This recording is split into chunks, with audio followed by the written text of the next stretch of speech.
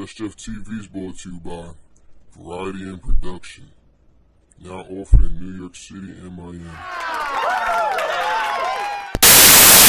Yeah, the takeover, the break's over, nigga. I'm young, I'm handsome, I'm fast, I'm pretty, and can't possibly be beat. I'm gonna show you how great I am. So we start talking about discrimination, we start talking about segregation, we start talking about Jim Crow, we start talking about apartheid, we start talking about police brutality. These are all symptoms of white supremacy. Hey, what's going on, family? This is Tariq Nasheed. I'm in New York City right now, and I'm chilling with Just Jeff TV. What's up, world? It's Just Jeff TV, and right now I'm in Midtown Manhattan with the powerful, inspirational Tariq Nasheed. How you feeling, my brother? Man, it's my pleasure to be here with you, fam. Thank you, thank you. So you spending some time in New York. Is there anything that you're up to in particular with the rounds you're making? Well, yeah, I'm on a tour right now called the More Russ Tour, and we just left Miami a few days ago. We did a lecture here last night. I did some other interviews, and I'm promoting a website and a new movie we have coming out next month called Hidden Colors 4. Yeah, the first Hidden Colors came out in 2011. And the second one came out 2012, the third one came out 2014, and now the new one will be out May 26th. And what's the difference between each one that's coming out? What's the message? Well, all of it is about black history. A lot of it talks about black empowerment. The first one, it was just an introduction to all of the hidden history that's been lost to black society. Yeah. The second one, we talked about the prison industrial complex. We talked about science and melanin. The third one, we talked about how the system of white supremacy affects black people. Now, the fourth one, we're talking about how the system of racism is used as a religion. So we're really getting black people to understand how racism works from almost a religious standpoint. Okay, and with everything that's happening with the white supremacy and everything that you're promoting, do you feel like the black race know what we're up against? Do you feel like we're well aware? We don't. That's the problem. Yeah. We don't know the extent. We don't know how deep the system of racism goes, because a lot of things happen to us in relations to dealing with race soldiers posing as police officers. We talk a lot about police brutality, and I don't like using the term police brutality because it's more systematic than that. For example, we're here in New York, and there was a case where a cop shot a black man recently. This happened to be an Asian cop. Yeah. But this Asian cop was protected by police unions, and these police unions are run by white supremacists. So outside of being brutalized by police, we still have to deal with racist unions. Then we have to deal with prosecutors and DAs who may or may not be white supremacists. Then we have to deal with juries. Then we have to deal with judges who may or may not be white supremacists. Then we have to deal with the media that's protecting all of these people and projecting negative images about black people. So it's a whole system that we have to go up against. So with the media, that's one thing I really try to get people to understand, that you can really make whatever one person's saying look like anything if you have enough power. You know, I learned that through editing. Absolutely. You get what I'm saying? And with social media, do you feel like that's putting a light on the system and showing its flaws, because they're getting exposed and they're trying to cover it up, but it's not making it as much sense as it used to because they're losing control of the media? Absolutely, and that's why social media is very important, because the mainstream media, they have ways of blacking out certain things. Yeah. The first few days of Ferguson, there was a media blackout. They didn't show what was happening down there. For example, the Peter Liang case out here in New York with Akai Gurley, they didn't show the sentencing the first day. When it happened, they didn't show the sentencing because they knew that it was going to be an unjust verdict, so they kind of kept it hidden. They talked about the primaries, they talked about other things, and then people just kind of forgot about it, and that was by design. So this is why we should have social media where we control it, so we can tell our narrative without being censored. Okay, so with the schoolings and learning about our actual history, right. How do you feel like is the best way to go about that? Because the public schools, they don't teach you anything. You start at slavery, and that's the first thing you learn. So how do you go into depth and start to tell them all the great things that we was able to accomplish so many years before? And that's a good question. What we do is we learn what they teach us, or we listen to what they teach us, but also listen to what they're not teaching us. Yeah. The Japanese Americans, they learned from that after World War II, when the Japanese were put in internment camps. They wanted reparations when they got out, and the United States government said, well, hey, stuff happens. Yeah. So the Japanese said, okay, we won't ask you again right now until we get our weight up. So they started to learn the American school system and education system, but they still kept their own Japanese customs.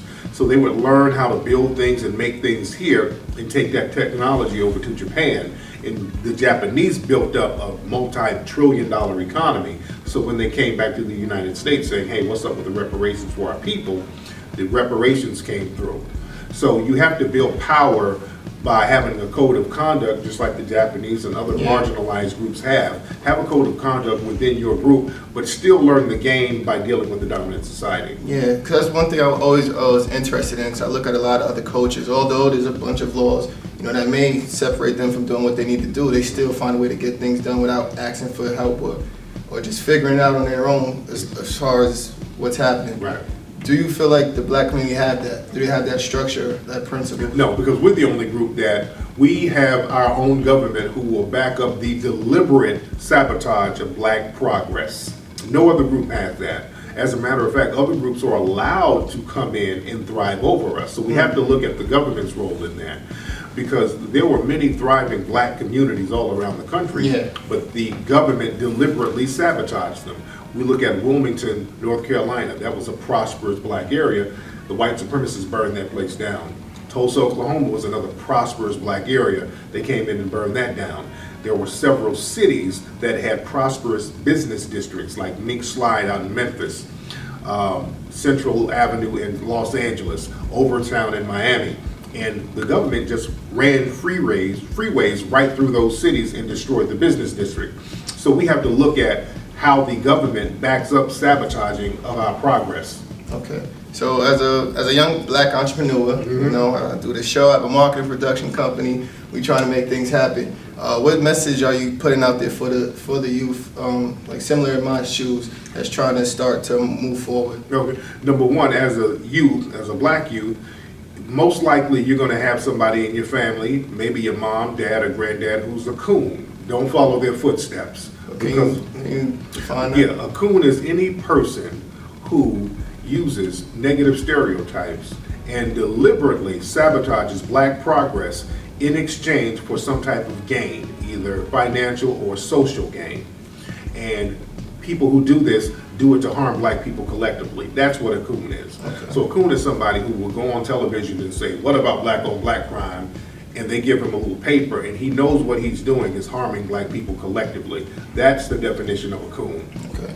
So don't be that, because that's our problem. We always get into this rugged individualism thing where it's all about me, me, me, and we don't look at how it affects us all collectively. And we start looking at how it affects us collectively if something happens to us as an individual. Yeah. Because a lot of people will say, well, I got it on my own, I'm successful on my own, how come you guys can't be successful? And the minute they run into white supremacy, they're looking at everybody else like, hey, can you black people help me?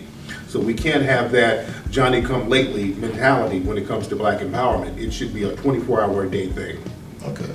So what, other than like avoiding the coons, right, for a young black entrepreneur? Yeah. Number one, another thing you do, don't bow down to peer pressure that's not progressive. As a youth, we get into a lot of things of rebelling. Yeah. All youths rebel, but we live in a system where they want black youths to rebel so they can punish you based on your rebellion. Yeah. So if we want to wear our hats backwards and sag our pants, the white kids can do it because they're just being rebellious. If we do it, we're thugs and gangsters who are menaces of society. Get labeled. Yeah. We get labeled. So we got to kind of watch the environment we're in, understand that we're in a war, especially our young people. Also understand this, don't let your teachers and your college professors try to dumb you down, because another thing they will do in order to segregate black children, they will funnel them into special education or lower track schools or classes, and that's another trick that we shouldn't fall for. Yeah. Also, as a youth, start thinking in terms of what you're going to own when you get older and what are you going to own when you get more established. Don't think about getting a job for somebody forever. If you get a job is to learn how to run a business, A job is there to learn how to be an apprentice, to soak the game up so you can use that for yourself. That's what the Japanese do, or the all Asians do. They'll go get a job somewhere just so they can learn the connects, they can learn the ins and outs of the game, learn where the products are coming from, then they kick rocks and go start their own thing. We sit up on a job until we're 80 years old. They literally have to push us out of a job. So soak up game and start building for yourself. So how were you able to get your start and able to do what you're doing now, because you do a lot? Yeah. You know, how were you able to get your start? How were you able to soak up the game knowledge that you have? Just like what I was just explaining to you, when I did a lot of television stuff. I still do a lot of television, mainstream stuff, and I would do a lot of shows for MTV and VH1 and BET. And instead of just being in front of the camera, being the talent, I always made it my business to go behind the scenes and see who was doing what buttons were being pushed, what that person was doing. Like our brother Kadeem over here, I would want to know what are those boxes for right there? What's that headphone there for? I would go backstage and learn the color correction and the sound and all that stuff just to know. Yeah. And when I started doing my films, I started calling the same people that I saw behind the scenes to work on my stuff. And that's why the quality was a little better than the average stuff that's out there. Yeah. So that's one thing, soaking up the game, and I did that and used the game that I soaked up from other people to benefit myself. So a little bit about your author, your Mackin days. Yeah. Even with the Mackin, man, to be thorough, I went around some older players who knew the game. I was their apprentice. I would see some of these older street dudes, run little errands for them, wash their cars for them. Yeah. You know, just to get around them to ear hustle some of that So game. like you always been around knowledge. Like, Yeah. Because that's one thing with me. I always go around older people. I Exactly. always put myself in that position because I want to learn something. Exactly. You know, and that's one thing me and my friend, we always said it. Like if you hear a game, we always say knowledge because we listening. You know what I'm saying? Absolutely. And so back to the Mackin situation. How do you feel about like how relationships and just how people are carrying themselves in that manner as of right now compared to like when you wrote that book? Yeah, now the game is different now because you got social networking now. Yeah. And now attention is the payoff. So back in the day, a dude, if he got a number, you know, that was a notch on his belt to the next, and that was a step to the next level. Nowadays, if a girl likes your Instagram, that's a notch on a dude's page, which means nothing. You know? Some people, yeah. Some people, yeah. So now, a lot of cats now, back in the day, you would have to get your game tight, get groomed up. You have to make sure your appearance was tight. You had to make sure you smell good. Yeah. You had to make sure you chose the right cologne. You had to make sure your hair was lined up, your teeth were brushed, your nails were done. You had to make sure you were crisp in order to go out there and get the attention of women. Now you can log on to Twitter, see somebody's page and like the page and DM them, and cats think that's a relationship. I've had dudes hit me up like, I've been with this girl for 3 months and we having problems. I'm like, well, do y'all live together? No, we never met. I mean, we're on Twitter, and I'm like, dude, what are you talking about? Yeah. So the game is that different now where people we're having virtual relationships, and that's not a relationship. You got to be around a person to see them, touch them, smell them, vibe with them, get their energy. That's a relationship. Do you still feel like marriage is something that's going to continue? Of course, because people, when they get together, you're supposed to eventually make some kind of commitment where you're going to grow and build. That's what marriages is all about. Marriage is basically two people in a relationship having a business arrangement. Got it? Yeah. Because those are the people you should be in a business relationship with. Somebody that you're in an emotional or sexual or whatever relationship with. And marriages are based on business. And a lot of times people want to have this girlfriend-boyfriend relationship without actually growing. And then people end up cheating on each other, they fight, go back and forth in and out of relationships with each other, and that's just wasting time. Yeah. We have to build, and in order to build, you need a strong partner with you, somebody who has the same mindset or who's on the same wavelength as far as growing with you, and that's who you hook up with, and there's nothing wrong with marriage. So as far as like the distractions, because you could be building, and you get a DM.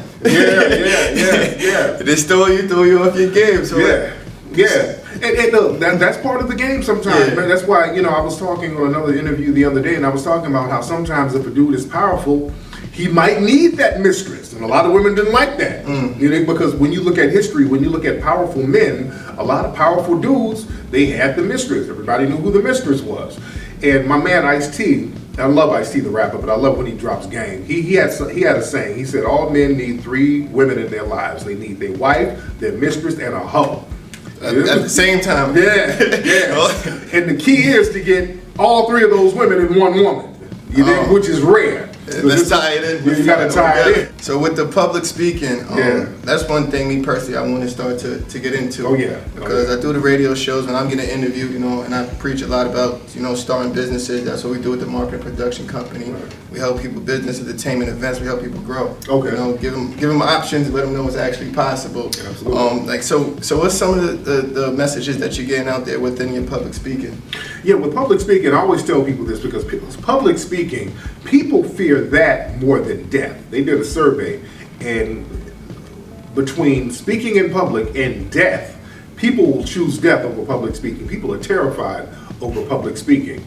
And the reason why so many people are scared because they think that they're going to get caught out there in public without having something to say.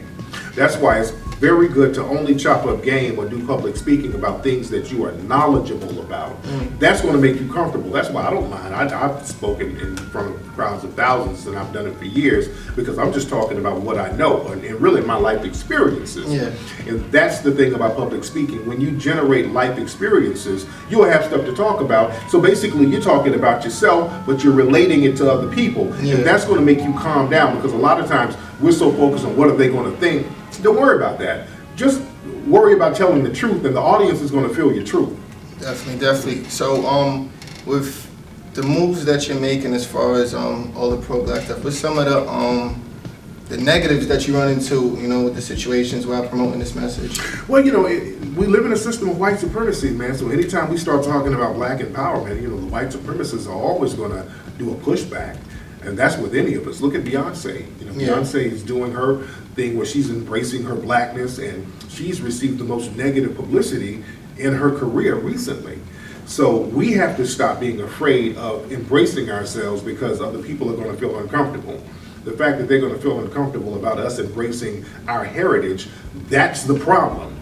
See, we start conforming and putting in blonde weaves and contact lenses, conforming and making ourselves abnormal to accommodate abnormal thinking people, right? Because being a white supremacist is abnormal. So we shouldn't conform to that, and we should stand up and rally around brothers and sisters and protect them, the ones who want to stand up for our community. And that's what I do, and I don't mind the criticism because I stand on truth. So like with the celebrities and everybody that has the financial power to actually, you know, start to inflict change, you feel like they're doing enough? Well, the thing is, it's not about the people in the dominant society or the black people with the financial means who can change. Because, see, we get a lot of criticism for the people like the Oprahs and the Floyd Mayweathers. People say, well, they should do this, they should do that. Understand this, man. Most black celebrities, where did they get their money from? They got their money from entertaining white people. And the thing is, the white people let them know, if you get out of line, we'll take this money right back from you. So they have no problem taking it back and killing you if they need to. Don't think that Prince and Michael Jackson dying is a coincidence now. No, so I read into the publishing rights and things of that nature. So it's heavy. So do you think is ever going to come to the time? That's probably my last question. Do you think it'll ever come to the time in which black people just remove themselves from what's happening, go to complete isolation, and stop trying to compete with everything that's happening, because we're up against a lot? Is there a point where we say, you know what, let's move right here, let's start fresh, let's start our businesses, let's get it from the ground up? And that's the problem. There is no place on the planet that is devoid of white supremacy. That's the problem. White supremacy is a global phenomenon. So a lot of black people say, well, we should go to Africa. Even the white supremacists will say, well, if you don't like it here, you can go to Africa. Now they know, the white supremacists, they took over Africa. They've dominated Africa. I was just in South Africa. They got it worse over there. They got them people over there in townships, which are nothing more than concentration camps. The other parts of Africa, it's controlled by the European banking system. So they've dominated Africa. Even when black people wanted to go to Africa with the Marcus Garvey movement, the U.S. government stopped it. They put Marcus Garvey in jail. even in the 1970s, when black people were being more pro-black and wearing the afros, the Nixon and Ford administration, they had different papers and documents trying to thwart a connection between African Americans and African people. So we have to deal with white supremacy where we are. There's nowhere to go. So that's why we have to have a code of conduct on how we're going to deal with each other and the white supremacists, because we don't really have a code of conduct. Yeah. We just do whatever we can to get some for ourselves. So we need to have a collective code of conduct, because when the white supremacists show up, it don't matter where they go. If they go to Africa, if they go to the Polynesian Islands, the minute they show up, 2 or 3 days later, they're taking over. Because they have a code when they get there, and they have an agenda of what they want to do. So what's the first step to starting that code and moving it forward? Number one, when you wake up, all black people should say, no matter what I do, if I'm a chef, a doctor, lawyer, a dusty dude, hoe, stripper, whatever I do today, I'm going to make sure that it's going to ultimately empower black people as a group. Because when the white supremacists get up, they say, look, if I'm Jewish, if I'm Islamic, if I'm white, everything I do at the end of the day is going to empower white supremacy. So we have to have a code of conduct. So, and with the building, like, how do you feel about interracial couples? Yeah, Because interracial. I love Spanish women. Yeah. Pro-black, but I just love Spanish women. Yeah, and that's the thing. See, we think that's what happened in the 60s when brothers got access to all the Spanish women and the white women and all that. They're like, integration, we good. And people in the Spanish community who are white, because Spanish people, most of them, are classified as white. So they're going to still practice a form of white supremacy when they get out that bed. After you dick them down, they're going to get out that bed and go back to their community and empower it with some white supremacy. Thomas Jefferson had interracial relationships, and he's the father of white supremacy. He wrote books on how inferior black people were, but he was tearing up some black ass. You did? So we are the ones who get confused when we get into bed sexually with people. So I say this, I don't care who you sleep with. I mean actually building with, not just sleeping with them. But if that person is down to building some black empowerment, that's cool. But they are not going to empower you if they're trying to empower their community too. And that's the trick bag that a lot of black people get caught up on. I'm saying if you laying up interracially with somebody, use them as a spy to get some intel on what's happening in the white community, use them for that. But a lot of times we're so happy with getting some of that light, white, bright ass, we get all crazy and we start getting butter biscuits and acting like a damn Sambo ourselves. So as long as we're not acting like a Sambo, as long as we're getting out that bed thinking about empowerment and having that person assist in our empowerment, I'm cool. But if you're having sex with a non-black person, they're empowering their community, and you walking around with a damn All Lives Matter shirt on, you ain't about empowerment. So I want to know who you are and keep you over there away from black empowerment. You think? Okay. But listen, I appreciate the knowledge. My I'm man. gonna hold you up. I know you got more to do, Yes, indeed. more lives to change, more words to put out there. But right now, there's nothing left. It's just Jeff, and we signing out. Yes, indeed. Shout out to your Spanish chick, Jeff. Oh yeah. Shout out to her. Well, take